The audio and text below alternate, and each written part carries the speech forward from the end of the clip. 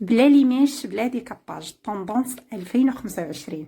لون ولا اروع. نعم، غير بالصبغه فقط ممكن تحصلوا على هذا اللون. غادي نعطيكم الشرح بالتفصيل، من بعد غادي نعطيكم التطبيقات. راه بديت لكم في سلسله من الالوان الجديده اللي دايره ضجه كبيره وموضه 2025. السلام عليكم ورحمه الله تعالى وبركاته. كيف احوالكم خواتي؟ لاباس عليكم؟ ان شاء الله كاملين تكونوا بخير وعلى خير وفي احسن احوالكم يا ربي. وتحياتي لكم جميعا اينما كنتم، وحده بوحده. اخواتي فضلا وليس امرا ما تبخلوش عليا بلي لايك ديالكم، كيف ما انا ما كنبخلش عليكم بالمعلومات. شكرا لكم جزيلا. غادي نعطيكم الشرح بالتفصيل ومن بعد غادي ندوزو للتطبيقات كيف العاده. هذا الفيديو مهم جدا اخواتي، بغيتكم تشوفوه من الاول حتى الاخير. اللهم صل وبارك على سيدنا محمد. عندي هنا لون الشعر اسود.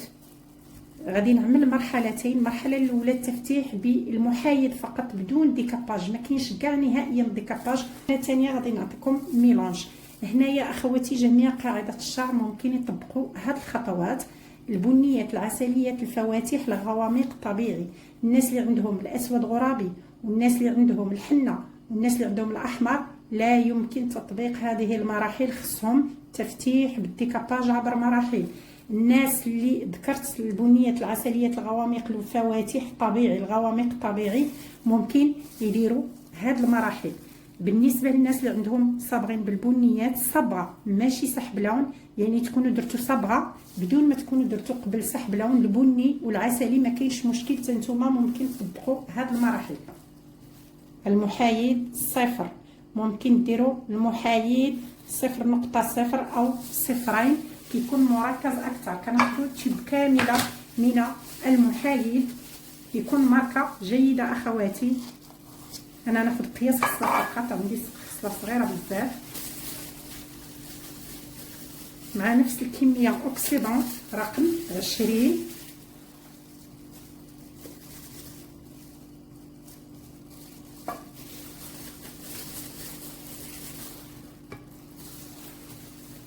نخلطو كلشي مزيان تيولي على شكل دخان.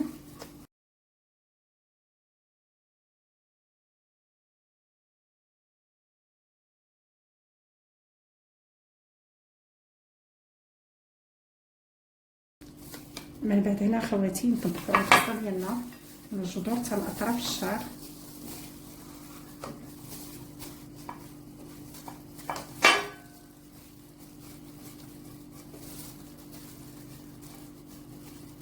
من الاحسن دائما الصبغه طبقوها على الشعر يكون مبلل قبل، هكذا باش كيساعدكم تصبغوه وباش كيعطيكم لون عافي. اللون فزقوه غير شويه، ما يكونش فيه فائض الماء كثير، يفزق غير شويه هكا باش كتدخل الصبغه بسهوله، ما كتعذبكمش فيه. الا كان ناشف كنبقاو ضروري نحلو بيدينا هكا باش كتدخل فيه الصبغه. هنا اخواتي 45 دقيقه. نرجع نتلاقى معكم نشوفوا اللون ديالنا اخواتي. شوفوا هنا يعني تفتح لنا بثلاثه ديال الدرجات، 4 درجات، تينشف عاد يبان. هنا مشى لي النحاسي غامق، وصلنا الى درجه تفتيح برتقالي غامق جدا، ميل النحاسي. هنا منين غسلتها شوفوا يعني ميل النحاسي. هنا شنو غنديروا في المرحله رقم جوج ارقام؟ نطبقوا الرقم 12 عمود 3 مع الرقم 10.13. 12 عمود 3 مع الرقم 10 عمود او نقطة 13. هناخدو نفس الكمية تيب كاملة من الرقمين. بالنسبة ل10.13 اشقر ذهبي رمادي. بالنسبة ل12 عمود 3 اشقر ثلجي ذهبي. اشقر ثلجي ذهبي. هادو هما اسم اللون اخواتي. المرحله رقم جوج. علاش استعملت هاد الارقام بجوج؟ لان خرج لي هنا البرتقالي غامق جدا. استعملت 12 عمود 3 باش يعطيني شعاع ذهبي، والرقم الثاني استعملت فيه 10.13 نرجعوا لدائره الالوان باش نشرح لكم مزيان اخواتي. هنايا باش نتخلص من لون غير مرغوب، برتقالي غامق او فاتح، جميع البرتقالي والمشتقات خصنا نستعمل هنا مصحح ازرق. هنا ما غاديش ناخذ مصحح ازرق، ناخذ بديل المصحح الازرق. نرجعوا للارقام المشتقه. الرقم 1 وراء النقطه يسمى ازرق رمادي. 1 وراء النقطه هو اللي غيعوض لي هنا المصحح الازرق اللي عندي في دائره الالوان واللي خرج لي هنا في الخصله. هو هذا الرقم اخواتي وراء النقطه 1 و3 ذهبي. انا باغا باش يخرج لي ديك اللمعه ديال الذهبي في اللون. نتمنى اخواتي تكونوا فهمتوا. كنزيدوا نفس الكميه اوكسيدون.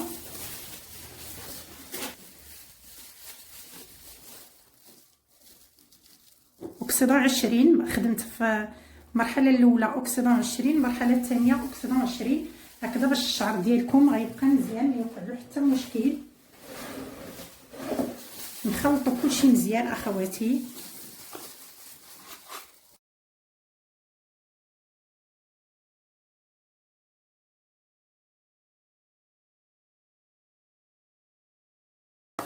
غنطبقوا على الخصله ديالنا من الجذور حتى لاطراف الشعر. نحاولوا نشبعوها مزيان بالخليط.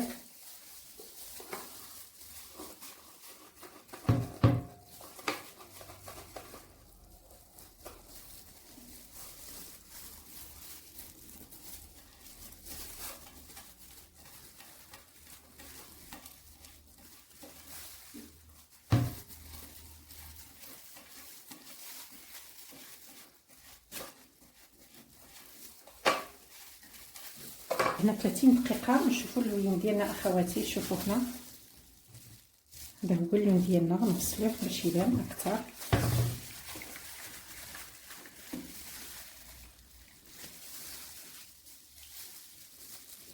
هذا هو اللون ديالنا اخواتي. نشفوه باش يبان لنا اللون حسن.